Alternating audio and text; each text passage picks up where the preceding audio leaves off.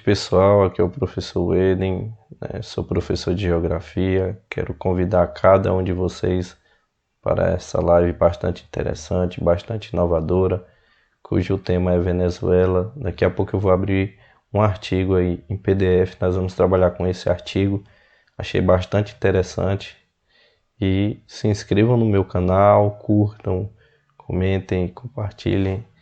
Esses assuntos são muito importantes para a gente entender a atual conjuntura desse país, Venezuela, que está localizado na América do Sul. Então nós vamos trabalhar com esse documento aqui, ok? Vou colocar aqui no início, fechar aqui, vou abrir esse outro aqui, né? Para que a gente possa trabalhar e entender um pouquinho mais sobre a Venezuela e por que antigamente a Venezuela conseguia ter um destaque muito grande na sua economia em relação ao petróleo. Então esse artigo aqui, pessoal, ele é de Carolina Silva Pedroso e eu vou destacar aqui justamente o tema aqui: petróleo e poder. A crise venezuelana e seus elementos históricos. Então a capital da Venezuela é Caracas. A Venezuela faz parte da OPEP, que é a Organização dos Países Exportadores de Petróleo, devido a ser um país que é muito rico e poderoso em petróleo. Esse artigo aí tem 14 páginas. E a Venezuela está localizada na América do Sul e um dia foi um dos países mais ricos e poderosos da América, né? Então o petróleo e poder. A crise venezuelana e seus elementos históricos. Eu vou ler aqui essa parte aqui, um trechinho, como se fosse uma introdução, para vocês entenderem como que a gente vai trabalhar. Desde 2013, a Venezuela vivencia uma crise multidimensional, marcada por dois processos simultâneos que se retroalimentam, que é a profunda deterioração econômica e a intensa polarização política. Apesar de parte das causas estar relacionada às decisões dos governos de Hugo Chávez, que teve início em 1999 e foi até 2013, e Nicolás Maduro, de 2013 até os dias atuais, parte da resposta para explicar essa crise passa pela compreensão dos processos históricos que legaram condições estruturais difíceis de superar, consolidadas sobretudo no período de Punto Fijo, de 1958 até 1998. Este estudo do petróleo é importante. Por quê? Porque o petróleo é a base da economia venezuelana. O petróleo ele influencia bastante na questão do produto interno bruto da Venezuela. E isso influencia muito. Então eu vou colocar aqui um destaque para a gente trabalhar, entender mais. Qual é o foco desse artigo? Qual é o foco do artigo? O foco do artigo é a consolidação da economia petroleira, que levou à constituição de uma burguesia altamente dependente da renda do petróleo e, portanto, incapaz de gerar riquezas para além dessa atividade extrativista, além de estar fortemente relacionada ao poder político. Ou seja, a Venezuela se acomodou, achava que nunca daria problema, que sempre ninguém talvez iria subestimar a questão de faltar algum dia ou diminuir a venda do petróleo. Mesmo ela fazendo parte da OPEP, ela começou a ter diversos problemas na economia, como super preços, como alta inflação, como o aumento de diversos produtos, até básicos, de alimentos. E isso fez com que a pobreza aumentasse na Venezuela. Mas, afinal de contas, como se deu a consolidação da Venezuela petroleira em 1908 até 1958. Então vou colocar aqui o destaque, vou colocar esse outro aqui também. O momento da transição produtiva na Venezuela teve início na ditadura de Juan Vicente Gomes, que foi de 1908 a 1935, que havia sido procedida pelo presidente nacionalista Cipriano Castro, que teve o poder de 1899 a 1908. Ele era responsável pela negociação dos primeiros contratos de exploração petroleira entre o Estado e companhias estrangeiras. Então, para ficar marcado aí, né, o primeiro presidente que assinou os primeiros contratos e que a Venezuela começou a entrar neste mundo capitalista, né, da compra e venda do petróleo, foi de 1899 até 1908, com Cipriano Castro. De lá para cá, a Venezuela começou a crescer bastante, muito mesmo. Durante esse período, chegaram ao país centenas de companhias e milhares de funcionários estrangeiros, atraídos pela bonança petroleira e a alta permissividade governamental. A relação promíscua entre público e privado ficou evidente quando o ditador venezuelano maior do país criou a Companhia Venezuelana de Petróleo, CVP. Então essa daqui é importante, né? Uma importante criação de poder também do Estado. Criou a Companhia Venezuelana CVP, considerada uma empresa de fachada para os interesses pessoais do presidente, pois sua função era negociar as concessões de terra com as empresas, dando margem a atividades de corrupção.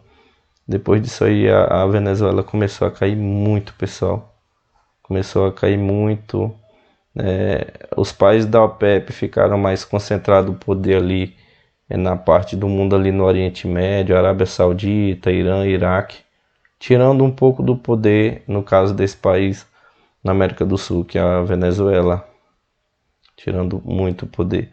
Se durante décadas a economia agrária e extensiva predominou no cenário venezuelano, em questão de 20 anos uma nova estrutura econômica se impôs, com caráter importador e especulativo. Segundo Martínez Daza, 2013, a destruição da agricultura na Venezuela ocorreu em tempo recorde, acelerando o processo de urbanização.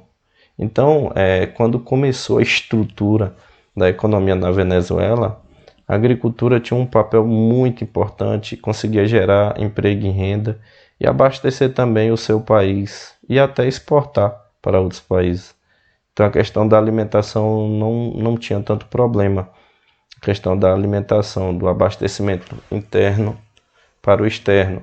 Mas depois que se fizeram os primeiros contratos, né, em relação ao petróleo, eles começaram a deixar de lado o setor da agricultura, deixando de lado a importância do agricultor, e a Venezuela acreditava que talvez não precisaria tanto, e a gente sabe que atualmente, devido à questão da dependência, a Venezuela começou a ter problemas gravíssimos, principalmente na questão da inflação.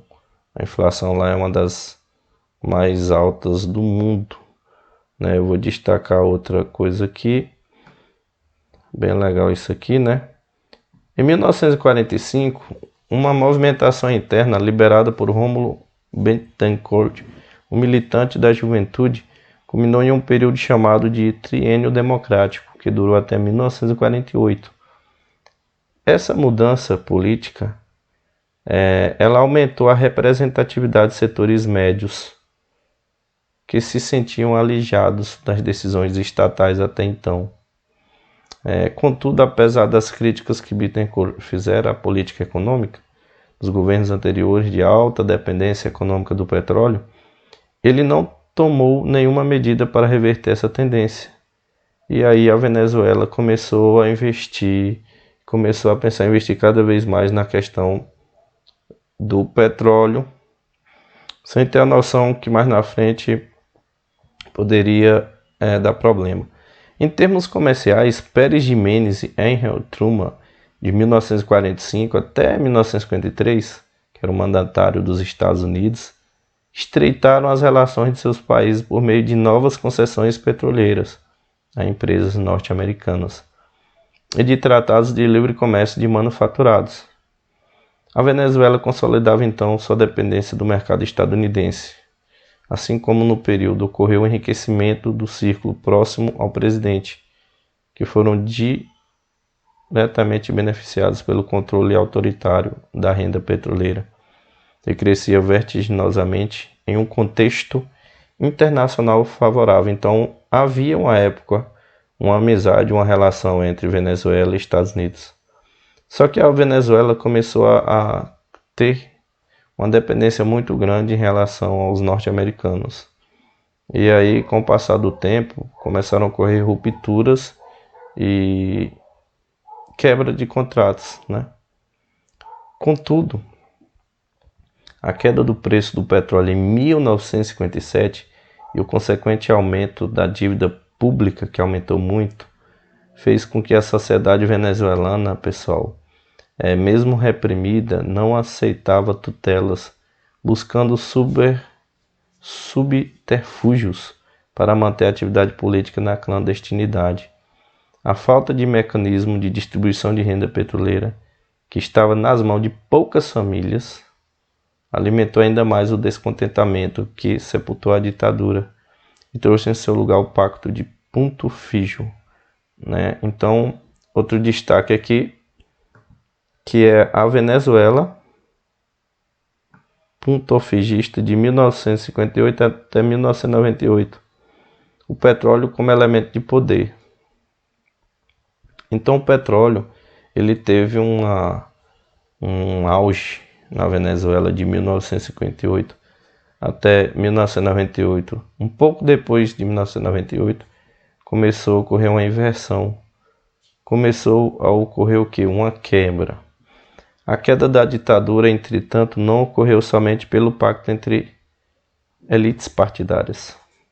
Os principais protagonistas desse processo foram movimentos populares urbanos e rurais, organizados em parte pela esquerda mais radical sob o Partido Comunista da Venezuela, que é o PCV, além de estudantes e militares dissidentes. Porém, como afirma Marigoni, em 2009, esse amplo movimento foi cooptado pelo AD e fez com que esse partido chegasse à presidência da República. Essa nova fase política, que teria iniciado em 1958 e só se esgotaria totalmente em 1998. Um longo percurso repleto de nuances e contradições consolidou o capitalismo rentista e importador. Então, à época, pessoal, a Venezuela ela importava muito e ela exportava pouco. E foi isso justamente que fez com que a Venezuela começasse a ter diversos problemas na economia. Por conseguinte, os empresários não se opunham completamente à intervenção estatal, porque sempre se beneficiavam dela. Ainda que houvessem tensões intra e extra-bloco, em termos de autonomia, dependência em relação ao Estado, algumas foram resolvidas com a inclusão de representantes empresariais em ministérios e a continuidade de contratos públicos fraudulentos. Então a corrupção começou a andar solta. E vocês sabem que a corrupção ela destrói, né, a esperança, os sonhos, né, e a vida de uma população. Em 1969, a vitória do líder histórico do COPEI, Rafael Caldeira, representou a manutenção do modelo de Estado interventor na economia, tendo como mudança principal a concretização de uma aliança tácita com os empresários, situação que não foi alcançada pelos ADECs, partir de assessoria em termos de administração e gestão. Tendo em vista que o projeto de país promovido por Pérez estava baseado em um capitalismo corporativo de larga escala, em que o Estado seria o promotor, proprietário e gerente, o setor privado foi beneficiado com novas oportunidades e pelas políticas protecionistas do governo. O problema é que, para Martínez Daza, em 2013, a relação público-privada tornou-se promíscua diante de uma complexa rede de regulações e interações. A bonança econômica estimulava os empresários a acionarem sua rede de contratos pessoais próximos a políticos. E aí o país começou a ter diversos problemas na questão de contratos em relação ao petróleo, em relação a empresas de fora e empresas de dentro também. Internamente, a formação desta fração de classe no seio da empresa estatal de petróleo fez com que os opositores à nacionalização nos moldes propostos por Pérez confirmassem os seus temores. Temores de quê? Temores que desse problema, né? Se a economia não vai bem, é lógico que o país também não vai bem. Eu vou destacar essa parte aqui, que eu achei muito interessante, que a partir de 1982, o governo começou a sentir os efeitos das mudanças conjunturais, quando a deterioração da condição financeira do país, em arcar com as dívidas adquiridas no bom petroleiro, começou a ficar mais evidente. Então começou a perder o poder, né? E vocês sabem que quando um país resolve dar margem somente para algumas áreas ou setores e dependem de outros países, começa a causar uma dependência. E essa dependência pode ser muito grande e aí as coisas vão dificultando. Então a moeda nacional começou a desvalorizar de forma assustadora e o controle de câmbio fosse instituído. E aí começou a dar problema, no caso, né, o Bolivar, que é a moeda venezuelana, começou a despencar de forma assustadora. Lembrando, sendo presidente do auge econômico, ele voltou ao poder prometendo retomar os tempos áureos da Venezuela Saudita. Porém, essa esperança durou somente 25 dias, quando anunciou um programa de ajuste neoliberal. Neste contexto, houve um aumento do preço da gasolina, que foi repassado para os transportes públicos, ocasionado um episódio que foi um marco da história chamado Caracazo, recente da Venezuela, pela extrema desproporcional violência com que o Estado reprimiu protestos populares. Então o preço da gasolina subiu, consequentemente o petróleo continuaria subindo e daria muito problema mais na frente para a Venezuela. Diante do aumento da crise, Caldeira lançou a Agenda Venezuela, baseado em receitas do Fundo Monetário Internacional, que vocês sabem que é o FMI, né, que é um Fundo Monetário Internacional, criado nos Estados Unidos da América, que visa ajudar países em caso de guerras, em caso de investimento na questão de infraestrutura, reestruturação na questão dos transportes. Com o abaixamento dos preços do barril, por meio do distanciamento da OPEP, que é a Organização dos Países Exportadores de Petróleo, e da atração de capitais externos para a PDVSA, né, o que aconteceu? Essa medida permitiu a Shell, ExxonMobil e Mitsubishi, além de dezenas de companhias estrangeiras e outras empresas privadas, de acionar com Semblar El Petróleo, uma vez que não permitia a internacionalização da estatal, e com isso o envio dos lucros para o exterior e não para reinvestimentos internos diminuíram. Ou seja, essas empresas que não tinham o apoio do governo começaram a enviar em montantes altíssimos recursos. Em vez de investir uma maior parte na infraestrutura da Venezuela, transporte, começaram a reenviar dinheiro em grande quantidade para o país de origem. Com isso, a Venezuela perdeu bastante, muito mesmo. Eu vou destacar essa daqui, que é muito interessante também. Vou colocar aqui, né? Quando as lutas políticas e sociais do final dos anos 1980 destruíram por completo o ponto fijo, surgiram novos embates que reorganizaram o poder político no país, pessoal.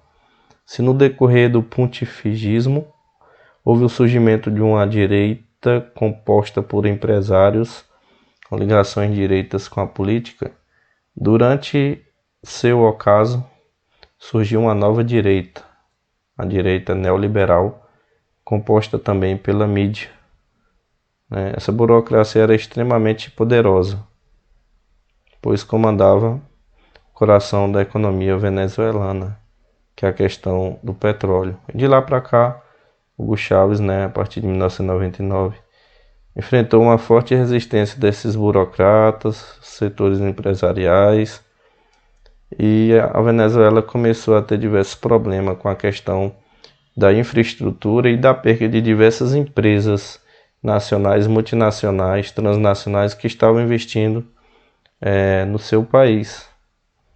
Aqui nós temos algumas referências bibliográficas aqui no final, né, pessoal? Esse artigo é muito interessante, demonstra como a Venezuela cresceu uma época e está passando por alguns problemas, mas acredito que com o passar do tempo vai conseguir voltar. Então quero agradecer a cada um de vocês, desejar um excelente final de semana, que Deus abençoe cada um de vocês. Valeu!